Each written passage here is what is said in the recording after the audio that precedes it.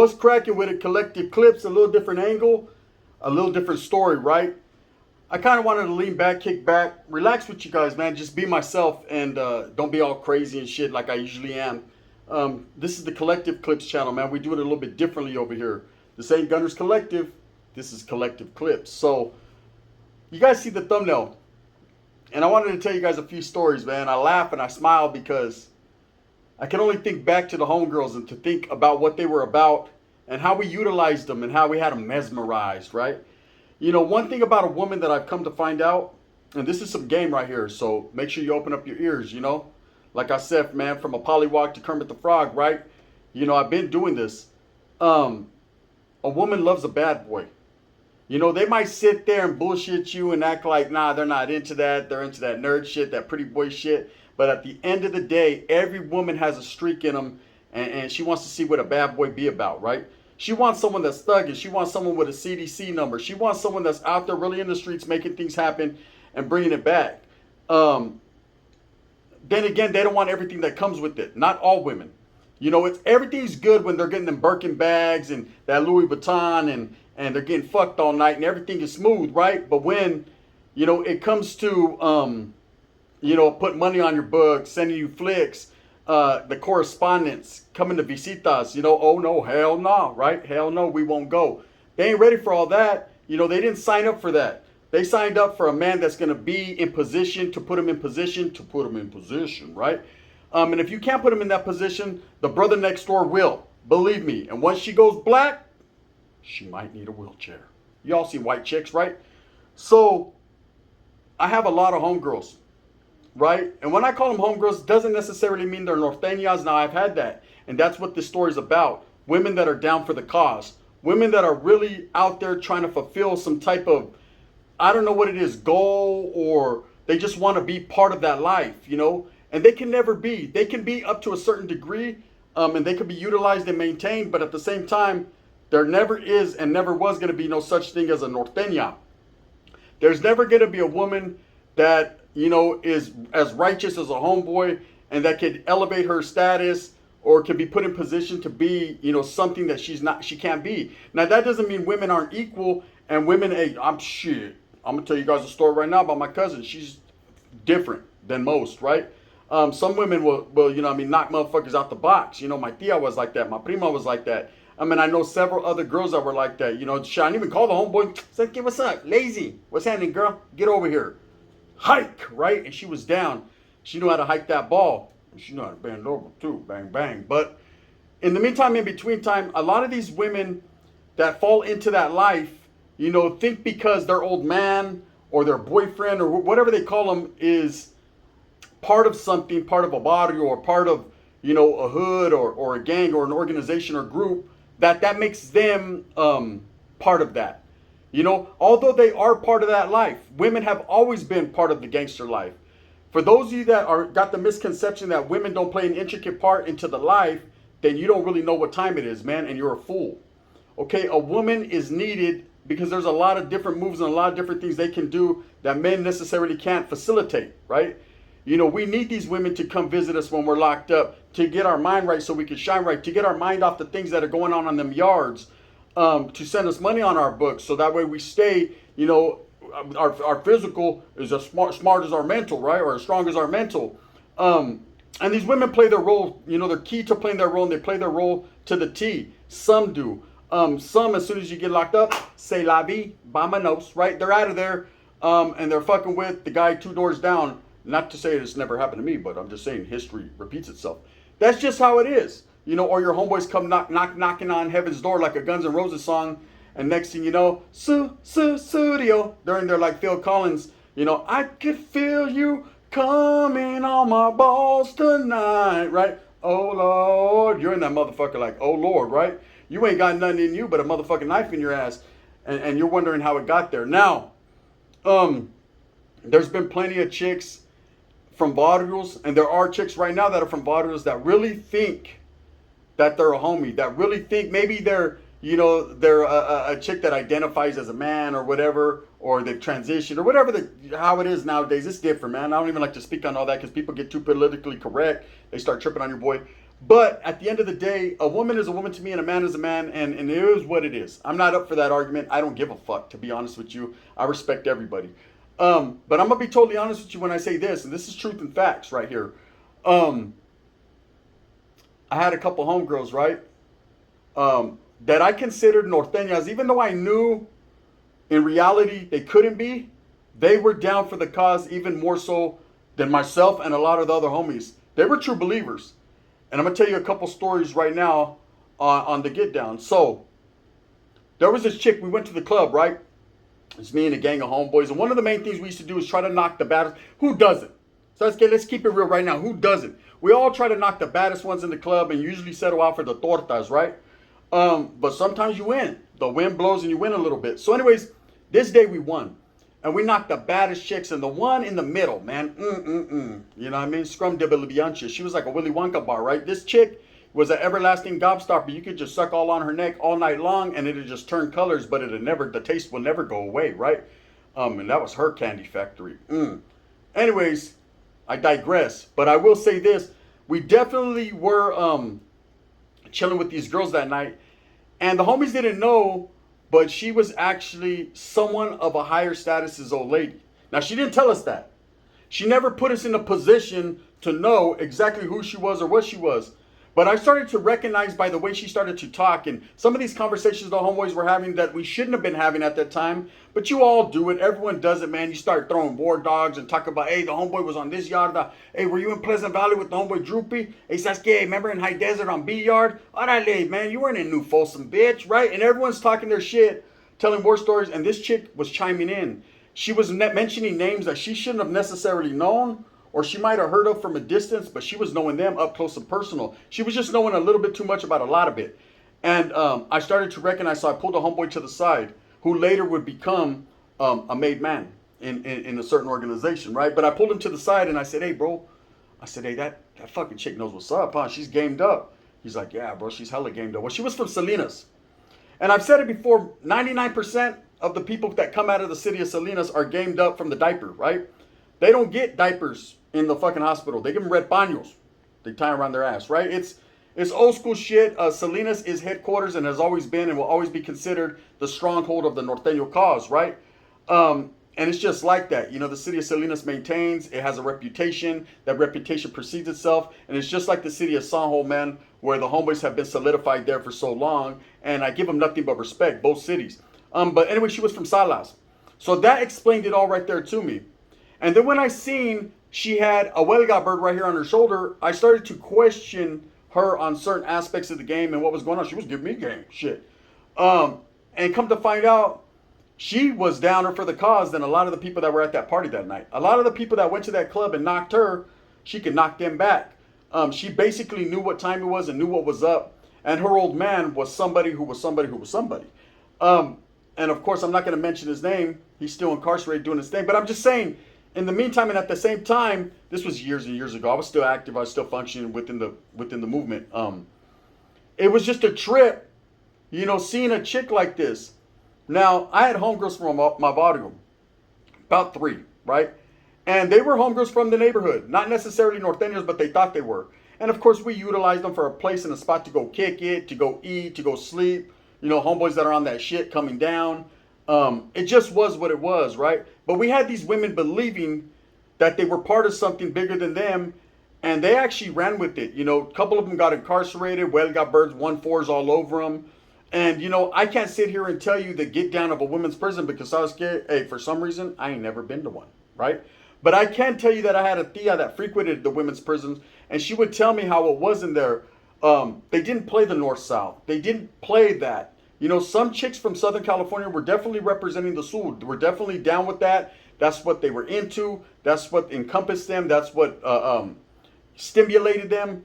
But they weren't necessarily fighting North and South. There were incidences, minor incidents that did occur, you know, when chicks would set trip on each other. But for the most part, they were fighting over pussy in there. But that doesn't mean women are not down for the cause and women are not part of the big picture, like I said, because I've seen so many different instances where without a woman being in the mix, you know, a guy would crumble. You know, there's a lot of these women that guys get sprung on. And it doesn't matter how hardcore of a gang member you are, how down you are for something. A woman can make you or she could break you. She's the root of all our evils. It's not money, gente. It's pussy, right? That's the root of the gente's evils when it comes to men. Women have a soft place in their heart, or they're able to find it, and they're able to manipulate, and they're able to run our shit by them heartstrings. You know, they're able to pull our heartstrings. And there's some guys that succumb to that. You know, I remember one homegirl. She was down, man.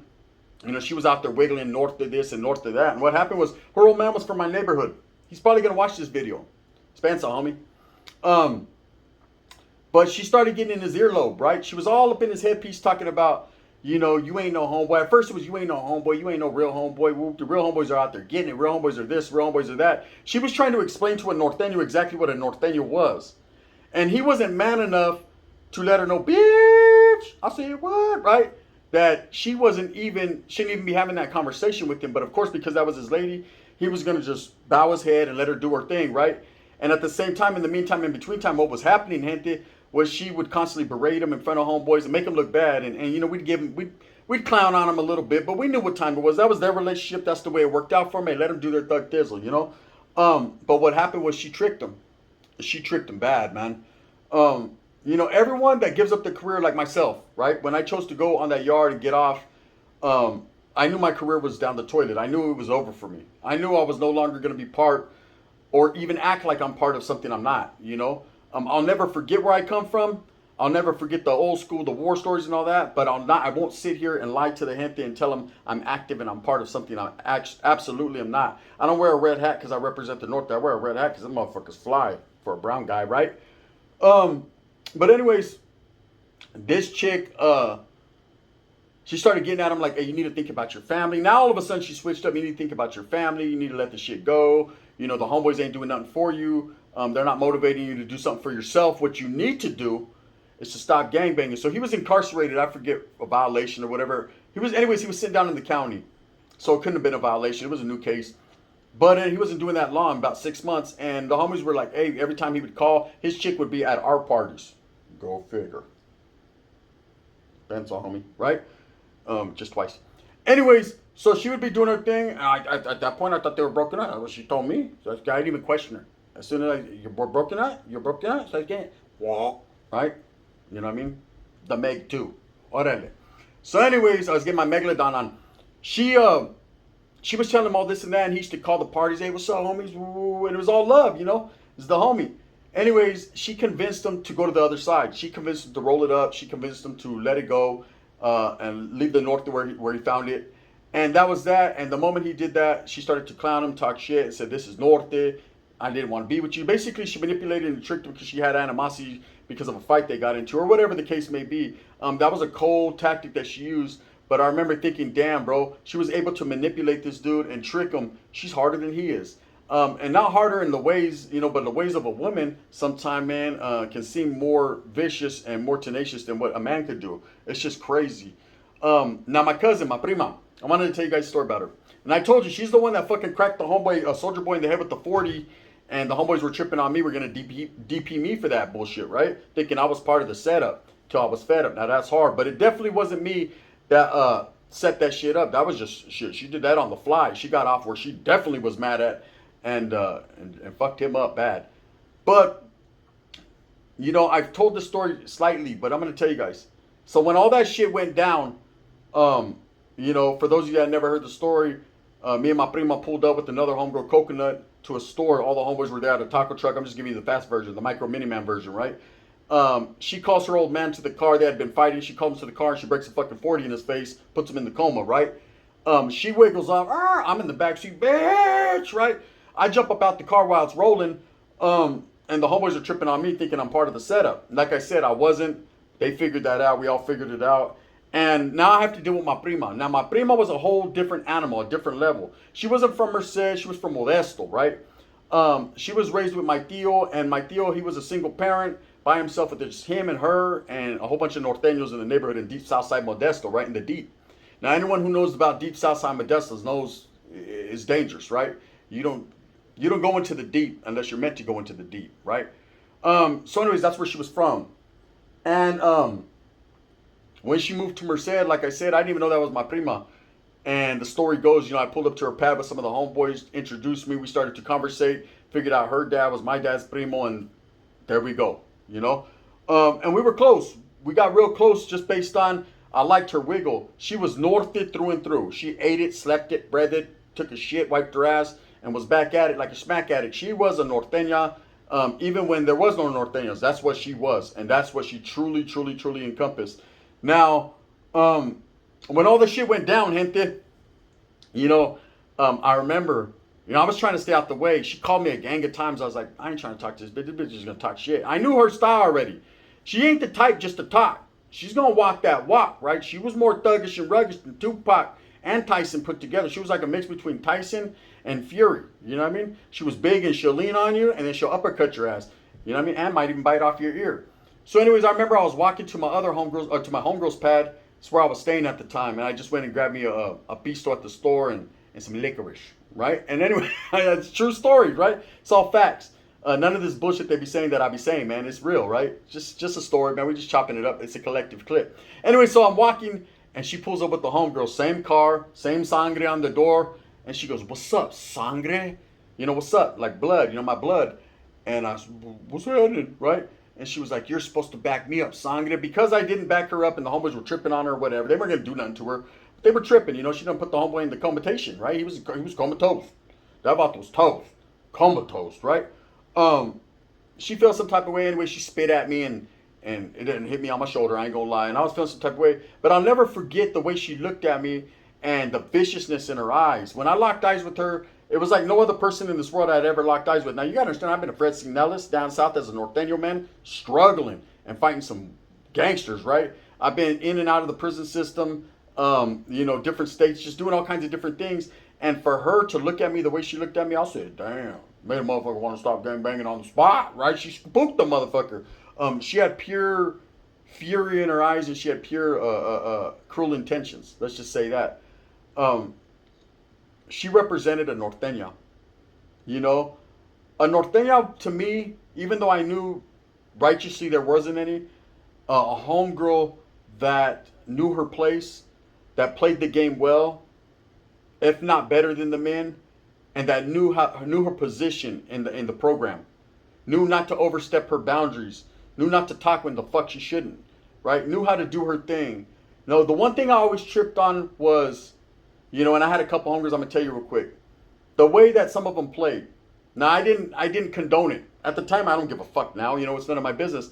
But I remember there was a homegirl, Cha-Cha, man, fine ass homegirl. I boned her once, maybe twice. Right? San Diego. Anyways, that was another one he was all hooked on. But this chick, she was a homegirl, man. I remember she used to fight sureñas whenever she see him and get off. But one day I go to her pad, right? I knock on the door. I'm trying to get my shit, so I ain't gonna lie, right? What's happening? Cha-Cha, she won't answer, right? And when she does answer, man, there's a big ass vato there that got it down, bald, looks like a straight Southsider out of Los, right? And he was. And it was her old man. And I was like, what? Right? I couldn't believe it. I used to trip on how the girls used to do that. They would be north of this, north of that. I'm with the homies. You know what I mean? Hey, see the vatos in the town, and ha ha ha ha. See her in the cranca. They'd be all in the dark room familia. Meanwhile, all on the Southsiders nuts. It's truth. It happens. And don't Southsiders, don't think it's not like that for me. Because I said, man, my name's Bennett. I had a Southside chick on my shit, and I was throwing it up while I was in it. It was different. Anyways, with that being said, man, norteños that are down for the cause, there's a lot of women, and they're to be respected. These women that have old men that are going through these struggles, man, a lot of them are prison wives. They stick with them, and some don't. It's just part of the game, man. But I'll forever respect these women because there was a lot of times, man, when the homegirls came through, when some homeboys didn't. With that being said, just a few stories, collected clips. We're kicking on back. We're doing what we does, cuz I appreciate you guys. Hey, do your thing, man, because ain't no one going to do it for you. Thumbs up or thumbs down. See, Heavy's going to be the head that wears Gun's crown. I'm going to continue to strive and struggle and struggle and strive for what I honestly and truly believe in, and that's bring you guys the best possible content I can. This is the Gun. Bang. Order Miguel Myers in the back. Está feo, pinche Miguel. Bang, bang.